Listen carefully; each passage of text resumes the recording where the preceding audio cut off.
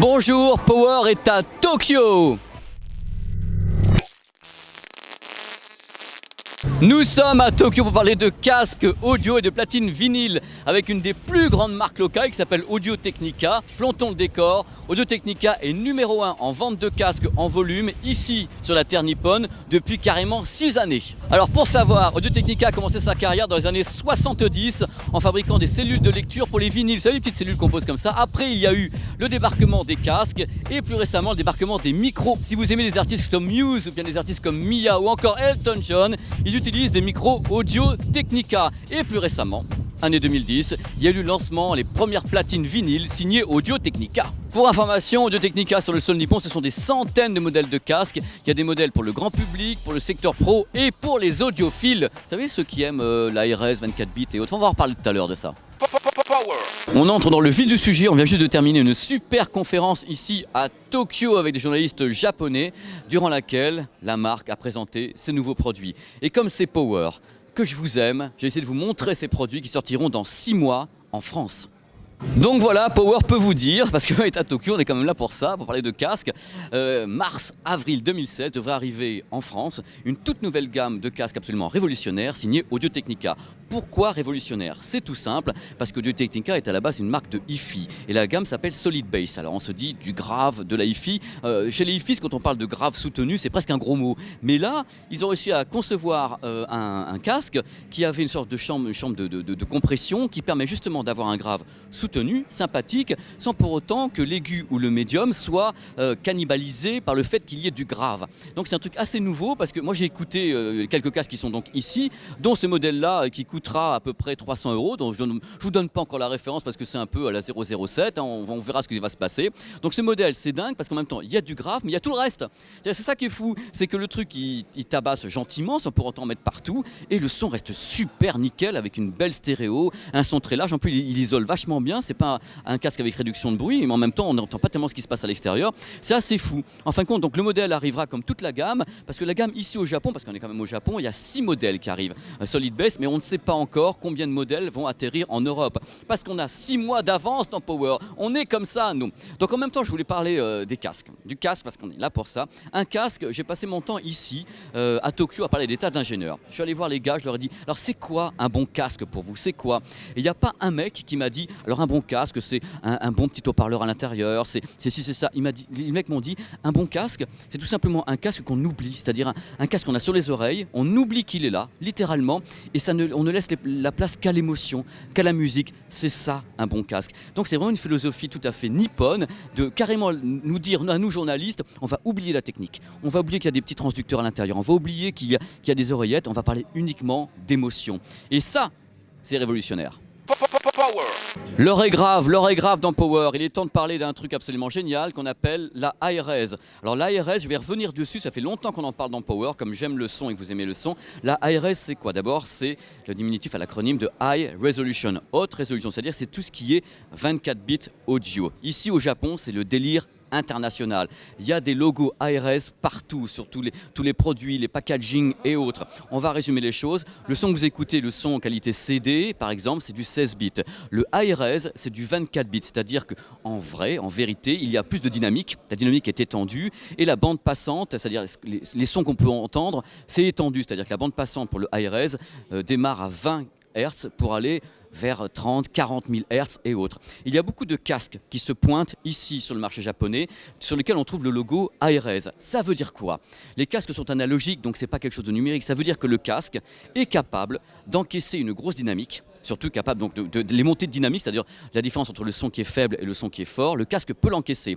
Et surtout, le casque a une bande passante audio qui peut aller de 20 à 40 000 Hz. Ça, c'est le truc de base. Si un casque est capable de faire ça, il peut bénéficier du logo ARS. Si un casque n'est pas capable de faire ça, il ne sera pas ARS. Donc on résume les choses, tous les casques ne peuvent pas être entre guillemets compatibles avec des matériels qui sont des matériels très hi-fi, même avec du vinyle, parce que le vinyle peut aller très très loin également. Donc vous allez voir débarquer en Europe de plus en plus de casques qui auront le logo ARS. Vous pouvez bien sûr les acheter, sachant que vous avez un casque qui est très très performant. Vous pouvez les nourrir pour le moment avec un smartphone ou autre chose, mais vous savez qu'ils peuvent aller plus loin. Donc c'est toujours intéressant d'avoir un produit qui peut aller loin et prendre le temps peut-être d'acheter après un baladeur plus performant ou un smartphone qui tourne très très fort. Il y a un truc de délirant ici au Japon, c'est le nombre de petits amplis pour les casques. Je vous explique à quoi ça sert. Regardez un petit peu, je vais vous le montrer en direct. Vous avez ce produit-là que tout le monde connaît, hein. C'est un joli iPhone, mais ça pourrait être un matériel Android, quelconque soit-il, hein, ça ne change rien. Et vous trouvez malgré tout que votre smartphone ne sonne pas très très bien alors que vous avez acheté un casque qui coûte une blinde. La solution est ici. Regardez, c'est ce qu'on appelle un ampli casque.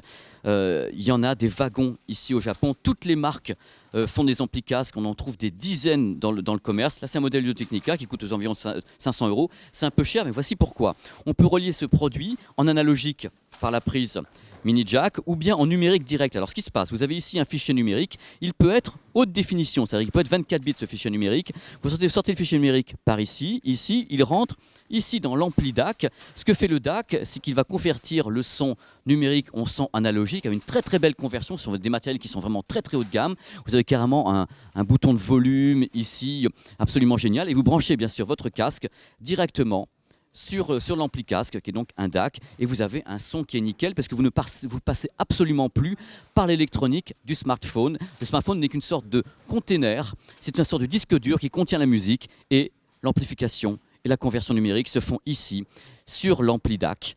Et je trouve que c'est vraiment une solution idéale. Là, le modèle ici est coûteux chez Audio Technica, mais c'est pour les gens qui sont des puristes du son. Mais dans d'autres marques, il y a des produits qui sont moins coûteux, peut-être un peu moins performants, mais vous avez tous les prix. Donc c'est une solution à étudier quand même quelquefois si le son de votre smartphone est un petit peu pourri. Bon, c'est bien joli tout ça, mais sur le terrain, que va-t-il se passer? Voici un exemple de mise en place de produits Audio Technica directement dans la distribution. Ici, on est à Yodobashi Akihabara, donc c'est un des plus gros magasins qui existent au monde. Il n'y a pas qu'au Japon, au monde. Les produits sont donc installés ici, mais attention à la japonaise, il y a quoi? On peut l'écouter avec diverses façons. On a carrément ici, vous voyez, un Mac à dispo où on peut passer des fichiers dessus, écouter la musique directement avec le Mac. Ou bien on a bien sûr ici des petits convertisseurs, des amplis, c'est-à-dire que tout est installé pour que les gens puissent profiter à mort de tout leur matériel. C'est assez bien fichu parce que, en fin de compte, ce qui compte, c'est une expérience sur le terrain. Et ce que justement ce genre de magasin propose, c'est une réelle expérience pour les consommateurs. Ils viennent ici, ils peuvent écouter tous les casques avec tous les types de sources, ils ont tous les matériels à dispo, et ça, c'est le grand confort. Donc de ce fait, quand on écoute les casques par soi-même, on a bien qu'on va trouver et on va dire c'est super, et qu'est-ce qu'on fait? On va partir avec à la caisse en disant voilà, ça y est, j'ai trouvé mon casque. C'est la solution japonaise pour faire vendre des trucs, c'est de bien les présenter. Et moi je dis que c'est pas si mal que ça, hein. Trouver le frein et stopper le train, j'ai trouvé un truc pas possible des années 70, c'est Revival avec Richard. Salut Richard. Alors Revival, pas complètement parce qu'on ne le fabrique pas, hein. Alors Soundburger, burger, morceau de viande, 2 morceaux de pain. Là c'était vinyle, 45-33 tours, parce que ça fait 45 et 33.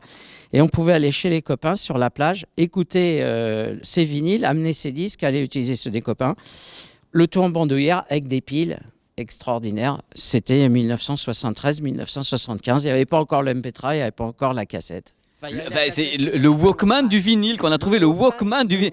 Le Soundburger. Il n'y a qu'à Tokyo qu'on peut trouver des trucs pareils. Le Soundburger, les enfants. On continue la tournée asiatique avec une marque super puissante ici au Japon qui s'appelle Onkyo. Et Onkyo lance actuellement le HA300 qui est un ampli casque. Il faut savoir que le produit a une batterie intégrée qui permet de tenir 9 heures.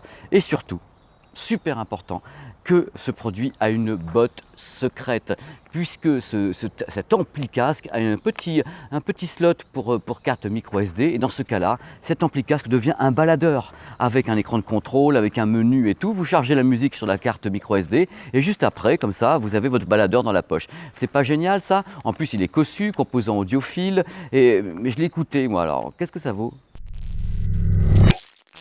La qualité audio est quand même extraordinaire avec des fichiers en qualité CD de bon niveau ou bien du 24 bits. Le son est nickel.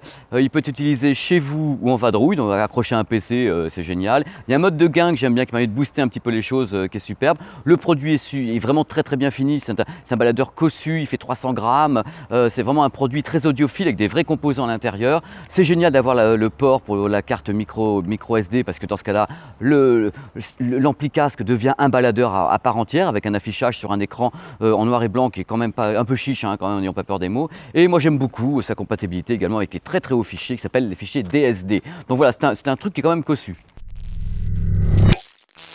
Bon, c'est un produit quand même un petit peu lourd, hein, ça fait 300 grammes. On rajoute à ça le poids du smartphone plus le poids du casque. Ça commence à faire un peu heavy. Second petit truc, voilà, c'est que je trouve que l'écran est un peu petit, il n'est pas très funky, c'est pas super joli. Le menu défilant, c'est pas sexe du tout. Enfin bref, c'est un produit qui est vraiment audiophile, un peu sobre quelquefois. Alors il y a un truc, je sais pas pourquoi, il n'a pas voulu m'accepter les fichiers qui sont ALAC. Donc ALAC, c'est un des formats qui est non destructeur sur iTunes, qui donc permet de garder la qualité audio. Et Onkyo on veut pas. Merci Onkyo, hein, surtout. Il a été capricieux avec d'autres fichiers également, mais à part ça, tout va bien.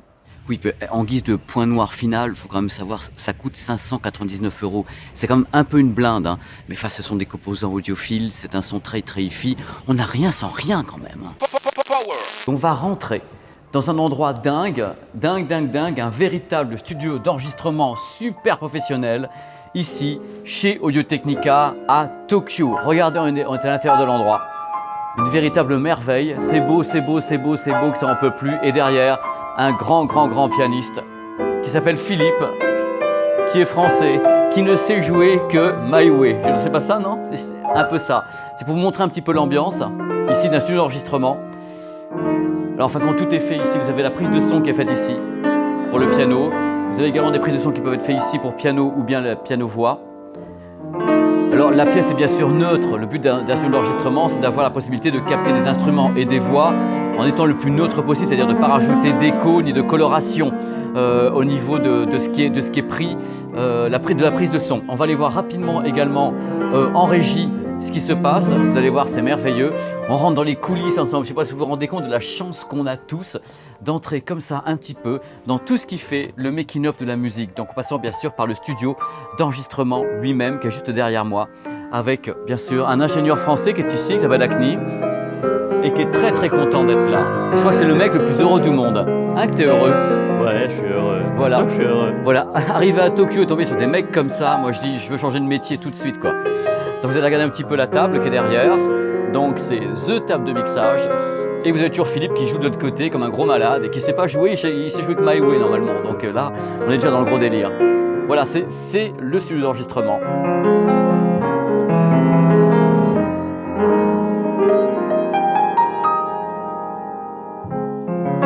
Merci Philippe.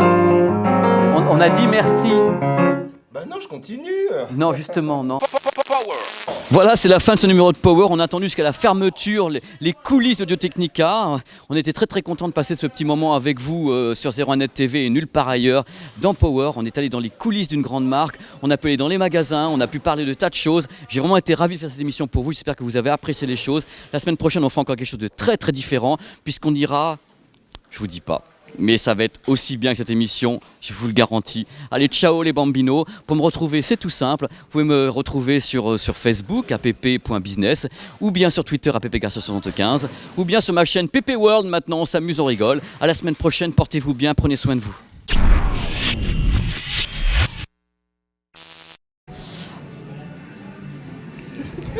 Je te jure. Sans qu'il y ait une cannibalisation. Ah, avec 2 jacks, c'était pas stéréo. Enfin, c'était stéréo, mais il fallait 2 prises. Et une sortie pour aller sur la chaîne IFI. Top.